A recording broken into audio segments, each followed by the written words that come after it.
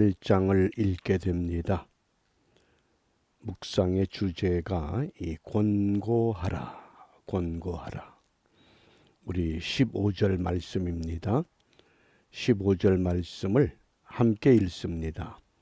내 형제가 죄를 범하거든 가서 너와 그 사람과만 상대하여 권고하라.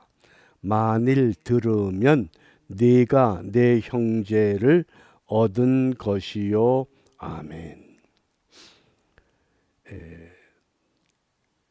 마태복음 18장에 여러 가지 주제를 말씀을 하십니다. 그러나 전체의 맥락은 천국에 관한 말씀입니다. 어떤 사람이 천국에 들어갈 수 있는가? 그 결론은 용서라고 하는 것이 주제입니다. 용서. 그런데 우리가 이 권고라고 하는 이 단어, 권고가 어떤 뜻이냐? 모르는 것을 깨우쳐서 드러내서 알게 하는 것이 권고입니다. 본인은 무슨 일을 했는지, 어떤 말을 했는지, 무슨 행동을 했는지 알지 못합니다. 그런 사람을 찾아가서 어떤 말을 했고, 어떤 행동을 했고, 무슨 일을 했고, 그것을 정확하게 드러내서 깨닫게 해서 돌이키게 하는 것, 그것을 권고라고 하는 단어를 사용하는 겁니다. 그 의미를 기억을 하시고, 우리 번역에는 내 형제가 죄를 범하거든 이렇게 번역이 됐지만은 현대인의 성경에서는 좀 더 구체적으로 말씀을 합니다. 헬라어 성경에 가장 가까운 번역입니다. 형제가 내게 죄를 짓거든, 여기 네 개라고 하는. 그래서 우리 개역 한글에서는 이 네 개가 빠졌습니다. 그러니까 너와 나의 문제입니다. 어디에서? 교회 공동체 안에서. 세상에서의 문제가 아니고 교회 공동체 안에서 예수 그리스도를 구세주로 믿는 믿음의 사람들의 공동체 안에서 우리가 서로 오해가 생길 수 있고 서로 잘못이 일어날 수 있습니다. 그때 어떻게 하느냐? 형제가 내게 죄를 짓거든 그랬습니다. 그런데 재미난 것은 너는 그와 단둘이 만나. 누가 누구를 찾아갑니까? 너는 그와 단둘이, 쉽게 말하면 가해자와 피해자가 있으면 피해자가 가해자를 찾아가라 그 뜻입니다. 이걸 잘 이해하셔야 됩니다. 그래야만이 우리 이 성경의 전체의 맥을 우리가 이해할 수 있습니다. 우리가 죄를 지었을 때에 우리가 누구에게 죄를 지었습니까? 아담과 하와가 하나님께 죄를 지었습니다. 그러면 아담과 하와가 죄를 지은 사람이 어떻게 해야 됩니까? 하나님을 찾아가서 하나님께 용서를 구해야 됩니다.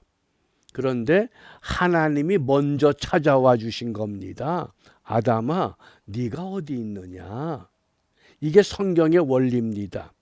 그러니까 우리가 이 원리를 잘 이해하셔야 됩니다.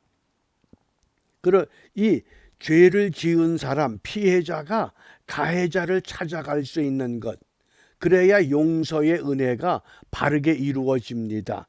예수님께서 그래서 사람의 몸으로 이 땅에 오셨습니다. 왜? 우리를 만나기 위해서. 그것이 권고라는 단어의 깊은 의미라고 하는 것을 이해하셔야 됩니다. 이 권고라는 단어를 이해하지 못하면 오늘 마태복음 18장에 이 용서의 개념이 흐려질 수밖에 없습니다. 사람이 아무리 용서하려고 해도 우리는 용서를 할 수 없게 돼 있는 존재입니다. 내가 용서를 받아야만 용서가 가능한 겁니다. 그런데 착각 속에 살아갑니다. 어떤 착각을 하느냐? 1절을 봅니다. 그때의 제자들이 예수께 나와 가로되 천국에서는 누가 크니이까? 지금 예수님의 제자들이 예수님께 묻습니다. 선생님, 천국에서는 누가 큰 자가 됩니까? 무슨 이야기입니까? 이제 하나님 나라가 곧 이루어지면, 메시아 왕국이 이 땅에 세워지면 베드로나 야고보나 요한이나 12 제자들이 우리는 어떤 자리를 얻을 수 있겠습니까? 지금 그 생각을 갖고 예수님을 따라다닙니다. 그럼 무슨 이야기입니까? 우리는 이미 천국에 들어가 있다고 생각을 하고 있습니다. 그게 제자들의 생각이요, 오늘날 예수 그리스도를 믿는 그리스도인들의 마음이기도 합니다. 내가 예수 믿었으니 나는 이미 하나님 나라에 들어간 사람이야. 그런데 우리 예수님께서 놀라운 말씀을 하십니다. 3절에 보면 진실로 너희에게 이르노니 너희가 돌이켜 어린 아이들과 같이 되지 아니하면 결단코 천국에 들어가지 못하리라. 천국에 못 들어간다는 것. 나는 천국에 들어갔다고 생각을 하고 내가 어떤 자리를, 어떤 지위를 얻을 수 있겠습니까? 라고 물었는데 너는 천국에 들어가지도 못해. 이렇게 꾸짖는 겁니다. 무엇 때문에 그렇습니까? 과연 용서받았느냐 하는 겁니다. 그 맥락에서 오늘 마태복음 18장을 이해하셔야 됩니다. 이게 굉장히 중요한 메시지입니다. 과연 나는 정말 하나님께로부터 완전히 용서받은 믿음의 사람으로 예수 그리스도를 믿고 따라가고 있는가? 그러면 두 번째, 내가 용서를 받았다고 하면 나는 정말 용서하면서 살아가고 있는가? 아직도 내 마음속에 누군가에 대한 미움, 원망, 불평 이런 것들이 남아 있다고 하면 이것마저 완전히 주님 앞에 내려놓으라고 말씀하는 겁니다. 그러니까 제자들은 내가 예수님의 제자가 됐으니까 이제 곧 예수님께서 예루살렘에 올라가서 메시아 왕국을 건설하게 되면 나는 어떤 자리를 얻을 수 있을까? 자꾸 그 생각에 사로잡혀 있습니다. 내가 예수를 믿었으니, 예수를 믿었기 때문에 우리의 자녀들은 세상에 나가서 시험을 치르면 합격하고 직장에 들어가면 승진하고 무슨 일을 하면 즉시 해결되고 자꾸 그런 생각에 사로잡혀 있습니다. 그런데 그런 것이 아니다. 너희가 돌이켜 생각을 바꾸라는 겁니다. 그런 생각하지 말고 어린 아이들과 같이 되지 아니하면, 우리가 이 어린 아이라고 하는 이 개념이 예수님 당시에 어린 아이는 어떤 존재입니까? 우리가 어린이 주일 되면 이 본문이 꼭 설교 본문으로 사용이 됩니다. 그래서 어린 아이같이 겸손해라, 어린 아이같이 부모님을 의존해라, 어린 아이같이 철저히 믿고 따르라, 그런 개념으로 문자적으로 우리가 이해하기 쉽습니다. 그런데 예수님 당시에 어린 아이들은 어떤 존재냐? 사람 취급을 못 받았습니다. 어린 아이들과 여자들은 인간 취급을 못 받는 시대였습니다. 그게 예수님 당시입니다. 그런데 예수님께서는 너희가 돌이켜 어린 아이들과 같이 되지 아니하면 무슨 말씀입니까? 어떤 자리를 얻겠는가 그런 관심보다도 내가 사람 취급을 못 받는다 할지라도 예? 내가 완전히 무시를 당한다 할지라도 그런 마음을 가지라는 겁니다. 그래야 너희들이 천국에 들어갈 수 있다. 그게 왜 그렇습니까? 용서를 받고 보니까 어떤 자리, 어떤 지위, 그것이 중요한 것이 아니구나. 나 같은 사람을 용서해 주시고 나 같은 사람을 위해서 십자가에 죽으시고 나 같은 사람을 위해서 하늘 보좌를 포기하고 사람의 몸으로 이 땅에 오신 우리 예수님, 그 사랑이 얼마나 놀랍고 큰가, 그것을 생각하니 누가 나에게 죄를 지은 것, 누가 나에게 섭섭하게 한 것, 누가 나에게 아프게 한 것, 누가 나에게 서운하게 한 것, 그런 것쯤은 아무것도 아니구나. 대수롭지 않게 생각할 수 있는 그런 마음, 그런 생각, 그런 삶을 너희들이 가질 수 있겠느냐? 그렇게 지금 깨우쳐 주시는 말씀입니다. 그래서 어떻게 말씀하십니까? 14절 보셔요. 이와 같이 이 소자 중에 하나라도 이뤄지는 것은, 소자가 뭡니까? 예수님 당시에 무시받던 사람들, 어린아이, 여자들, 고아, 과부, 창기, 세리들, 이런 세상 사람들이 무시하는 사람들, 그런 사람들 하나라도, 그런 사람들은 무시하고 그런 사람들은 인간 취급하지 않는 것 당연한 것처럼 생각했는데 우리 예수님께서는 아니다. 그런 사람들을 사람답게 생각하고 그런 사람들을 인격으로 대우하고, 그래서 독일의 철학자 칸트가 사람을 수단으로 대하지 말고 목적으로 대해야 된다. 무슨 교훈입니까? 사람을 누구든지 인격으로 만나라, 그 뜻입니다. 그러니까 이와 같은 소자 중에 하나라도 이뤄지는 것이 아버지의 뜻이 아니라고 하는, 그러면서 10절에 삼가 이 소자 중에 하나도 없인 여기지 말아라. 왜냐하면 너희에게 말하노니 저희 천사들이, 어린 아이를 수호하는 그 수호 천사가, 과부를 수호하는 과부의 수호 천사가, 너희들이 무시하고 너희들이 외면하는 세리의 수호 천사가 하늘에서 하늘에 계신 내 아버지의 얼굴을 항상 배웠느니라.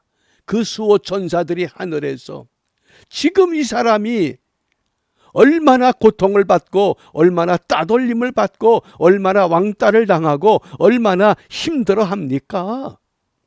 그리고 하나님께 호소한다는 겁니다. 이게 깊은 영의 세계에서 움직이는 모습이라고 하겠습니다.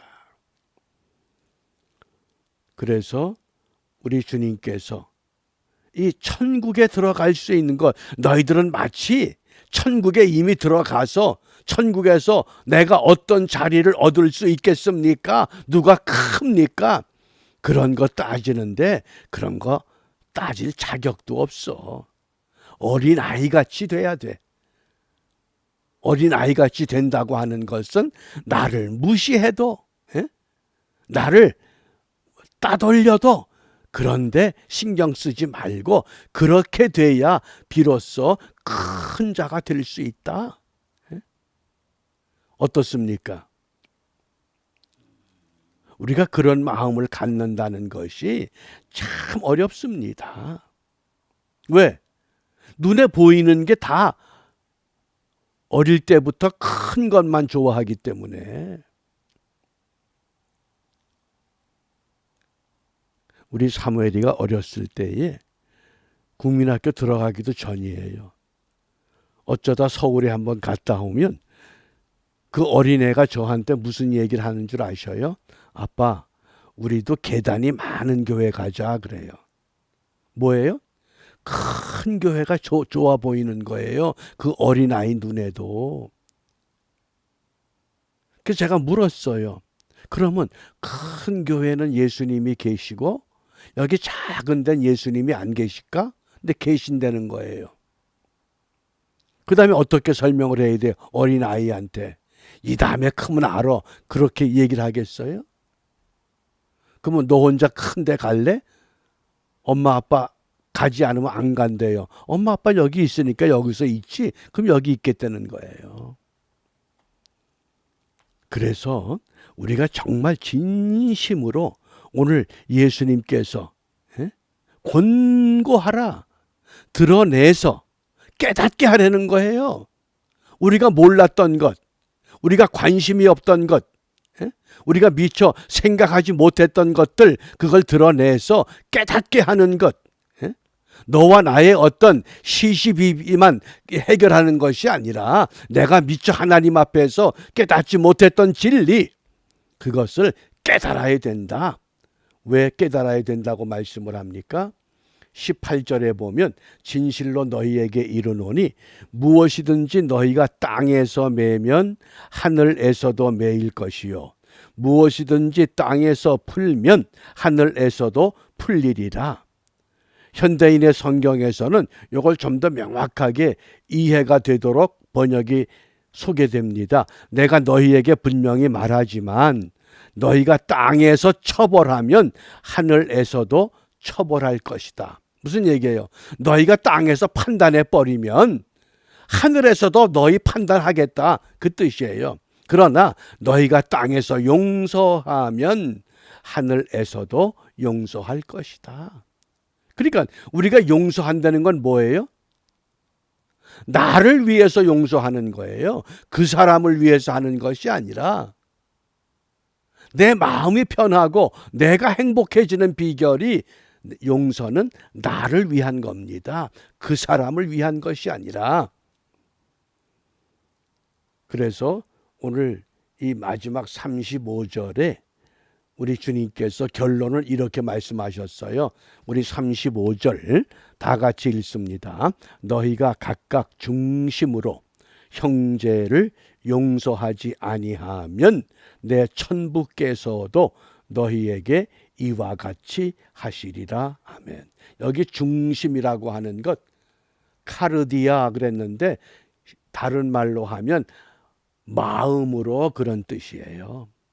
정말 마음의 중심에서 용서하지 않으면, 입으로는 용서했다고 그러는데 또 돌아서면 저 죽일 놈, 저 나쁜 놈, 옛날에 나한테, 그리고 또 옛날 생각하는 거, 그거 아니라는 거예요. 너희가 각각 중심으로 형제를 용서하지 아니하면 내 천부께서도 너희에게 이와 같이 하시리라. 그걸 권고라고 하는 단어를 사용해서 오늘 우리에게 말씀하신 거예요.